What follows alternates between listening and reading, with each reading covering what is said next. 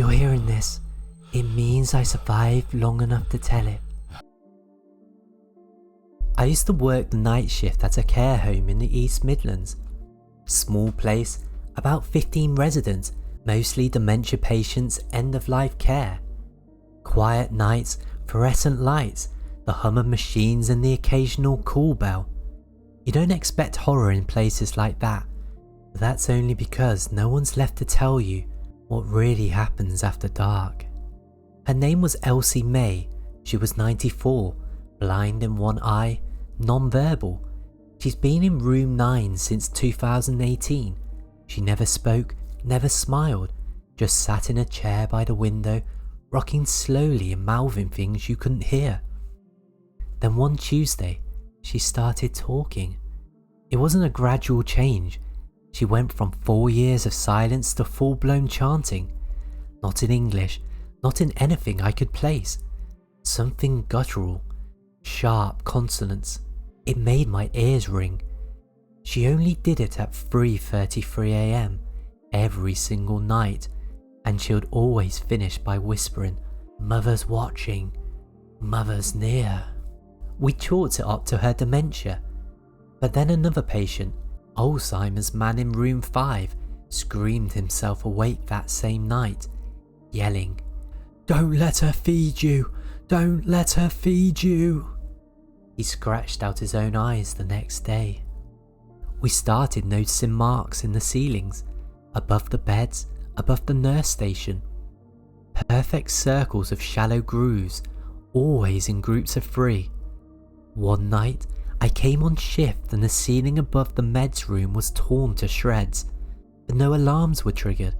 The CCTV feed for that hallway, black static between 3:30 and 3:35 AM. Only those 5 minutes, every single night. And then I saw her, not Elsie, something with her face. Floating, mouth open too wide, hands twisted backwards, eyes missing. Just black pits pouring blood like ink, and she wasn't alone. There was something standing behind her, tall, red-veiled, impossible to focus on, watching me, waiting. Next night, Elsie was gone, not missing, just not there.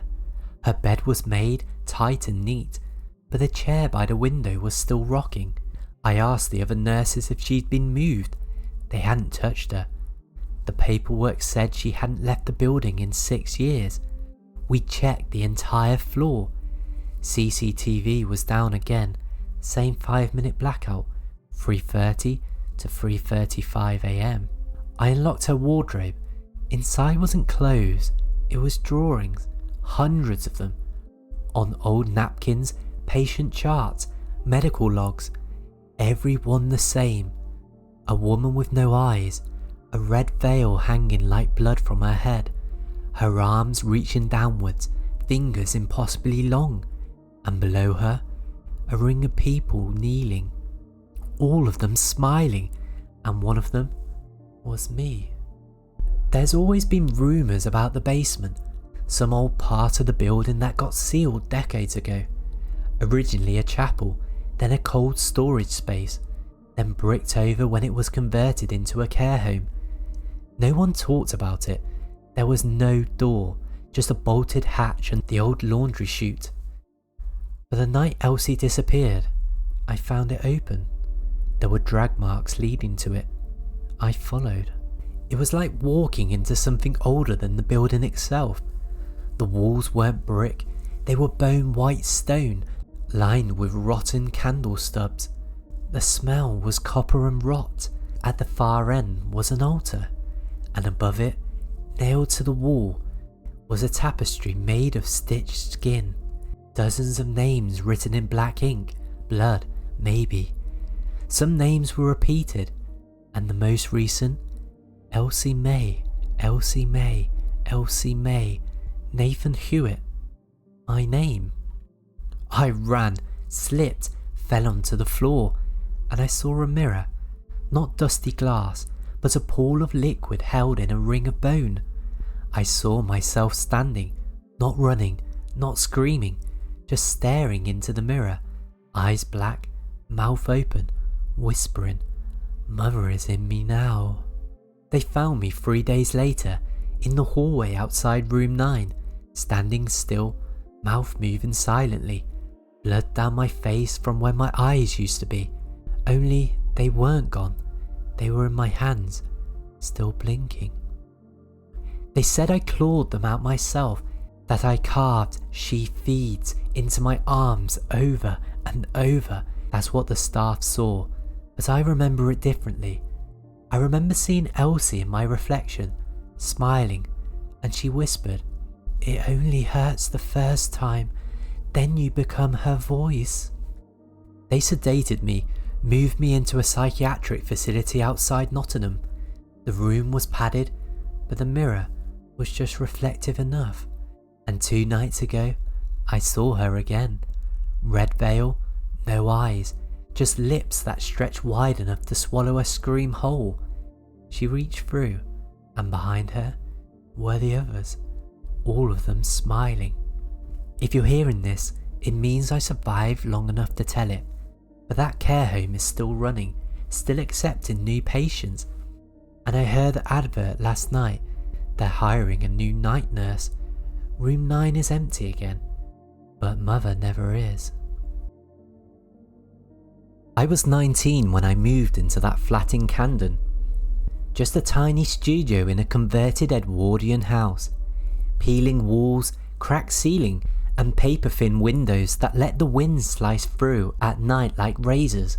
But it was mine, my first place alone. No flatmates, no noise, just me and a kettle that took 7 minutes to boil.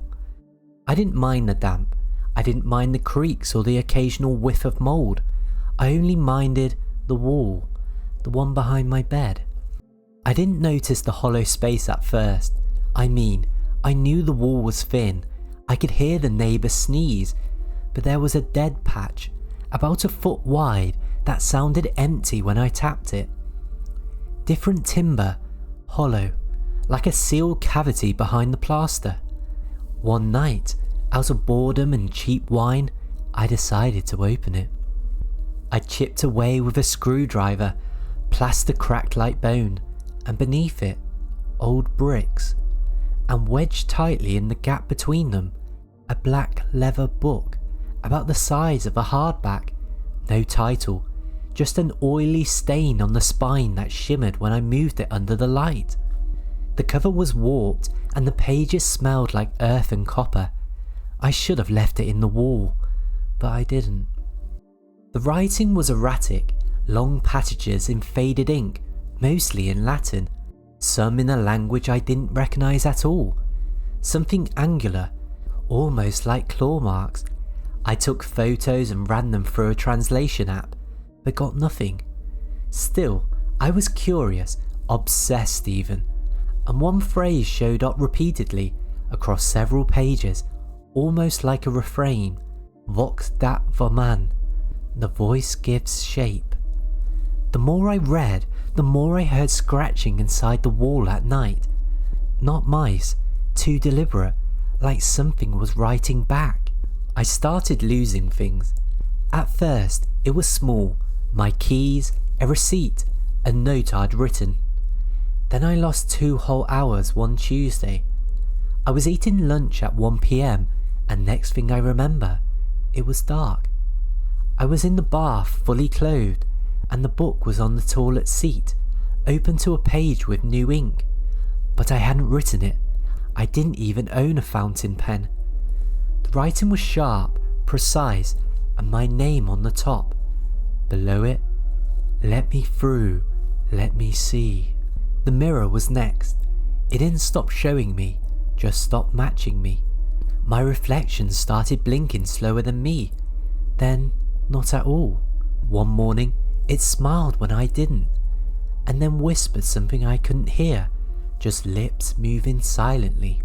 I covered the mirror with a towel. It bled through, black ink, like the book had leaked into it. I tried getting rid of the book. I burned it, but it didn't burn.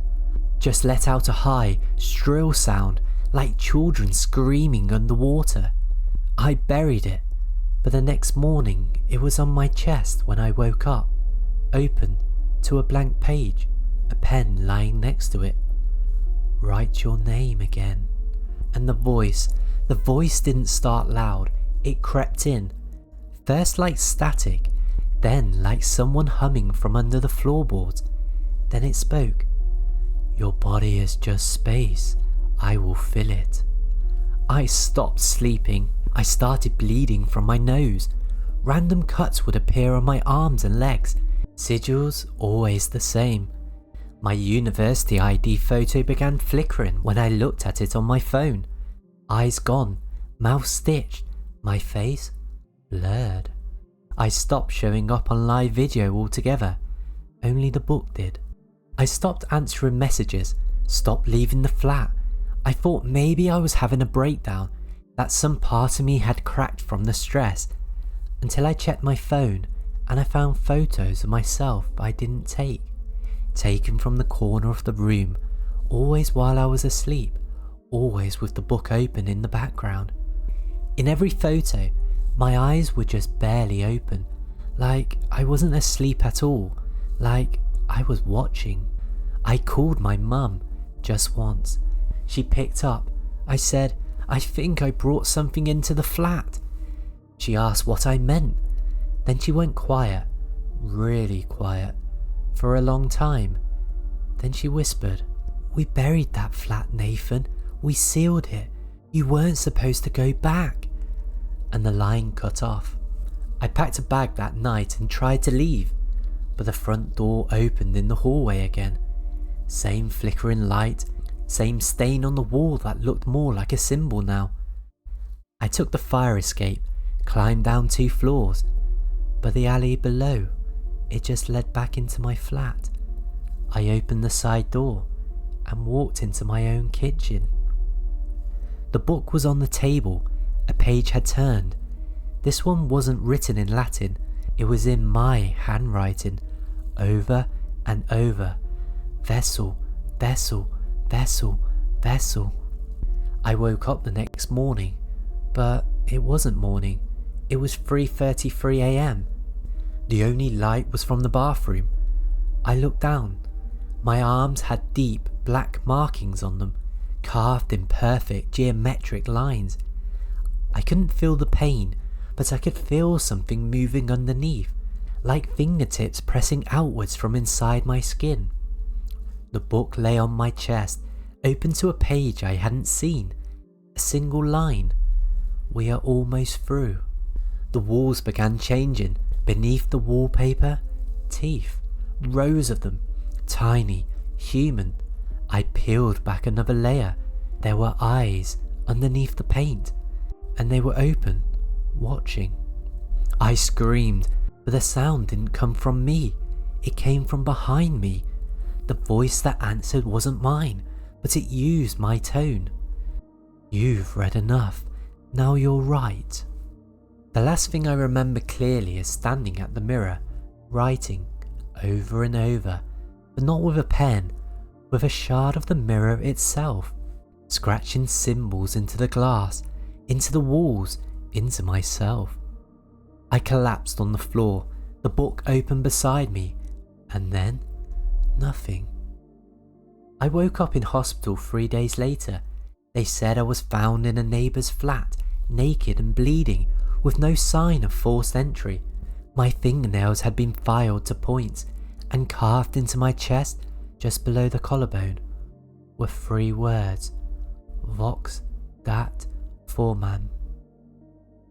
They didn't find a book, didn't believe there was ever one at all, but I know better, because now, when I sleep, I dream in black pages, and when I wake, sometimes there's ink on my hands, and once, just once, I opened my mouth and a small shard of parchment slipped out.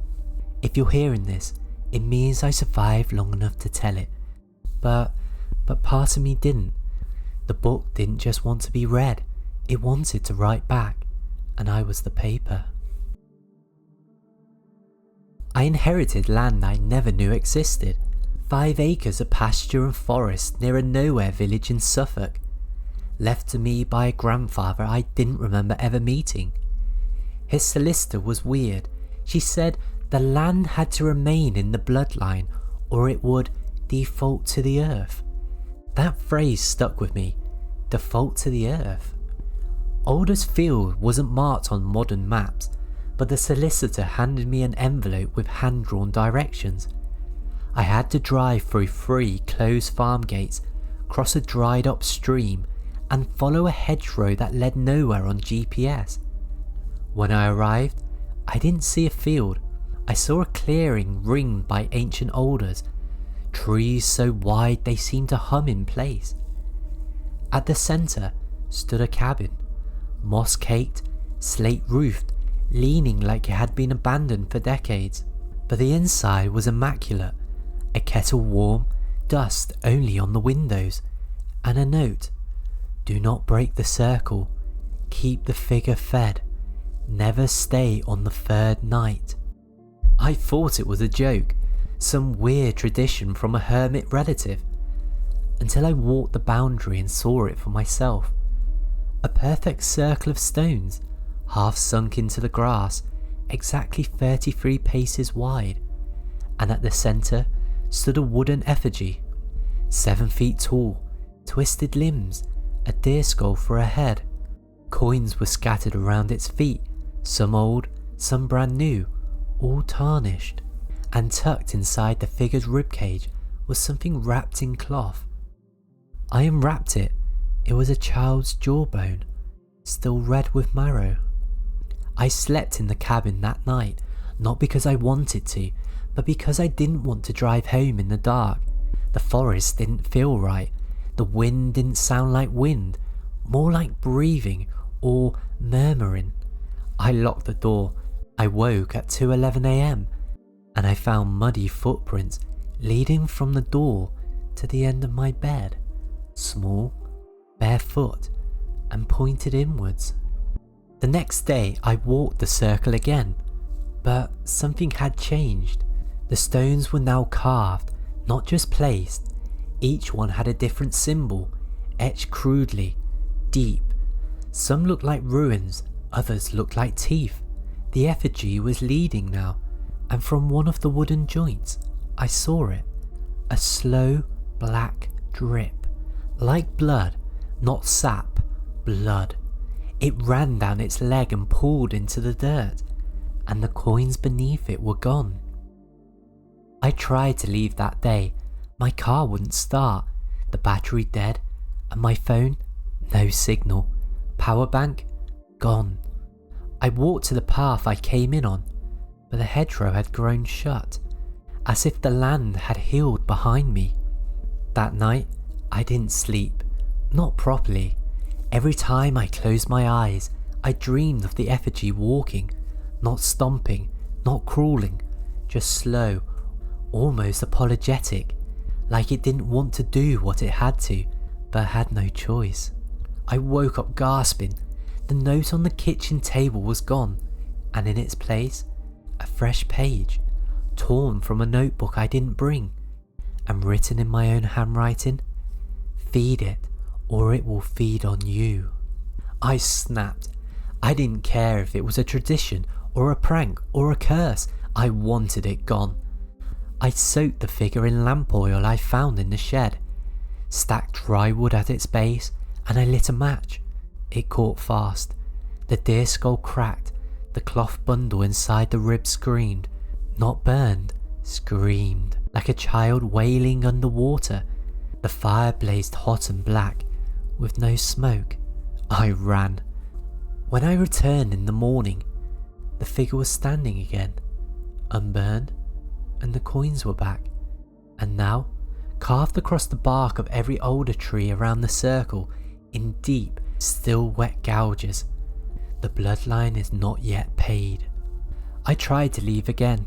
I ran, but the woods bent around me. I pressed the same broken log 6 times. At one point, I came out into a clearing and saw the cabin again. Only it wasn't a cabin anymore. It was breathing. The roof heaved in and out like lungs under ribs, and the front door was open, waiting. I blacked out. I woke days later in a ditch off the A12. A lorry driver found me screaming in the dirt, covered in pagan markings, a jawbone in my pocket, and when the police took me back to the field, there was no cabin, no stones, just pasture. They called it a breakdown, but they don't understand what this land is. If you're hearing this, it means I survived long enough to tell it. But the bloodline isn't finished, and last week I got a letter in the post from a cousin I never met. He inherited the land, and he says the cabin is there again, but it's waiting for me.